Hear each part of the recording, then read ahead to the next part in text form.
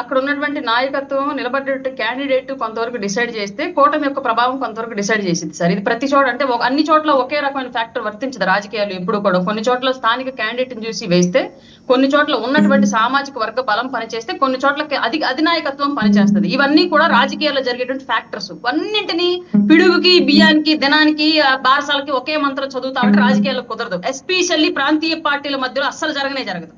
ఈ విషయం గమనించుకోవాలి. ఓకే, నాగబాబు గారు మాట్లాడిన మాటలు దాన్ని పెద్ద ఎత్తున వైరల్ చేస్తున్నారు. అది నాగబాబు గారు ఎవరి పేరైనా ఎత్తి మాట్లాడారండి? అసలు ఎవరి పేరైనా నాగబాబు గారు ఆయన నోటి నుంచి పలికారా?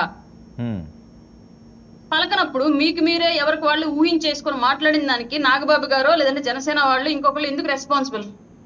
ఓకే, కృష్ణాంజలి గారు ఆయన చెప్పింది ఏంటి? పవన్ కళ్యాణ్ గారు ఎక్కడ నిలబడ్డా సరే గెలిచే సిచ్యువేషన్ ఆ రోజు క్రియేట్ అయ్యింది కాబట్టి పిఠాపురంలో ఆల్రెడీ సిద్ధం అయ్యింది. కానీ మాకు పని చేసుకునేటువంటి భాగ్యం కలిగించడానికి మమ్మల్ని ఇక్కడ వేశారు అని చెప్పేసి ఆయనకు కలిగినటువంటి ఒక గొప్ప అవకాశాన్ని ఆయన ఎగ్జాజరేట్ చేసి చెప్పుకున్నారు. దానికి ఎవరు ఇష్టం వచ్చినట్టుగా వాళ్ళు ఊహించుకొని మాట్లాడితే మాది కాదు దానికి రెస్పాన్సిబిలిటీ. ఓకే.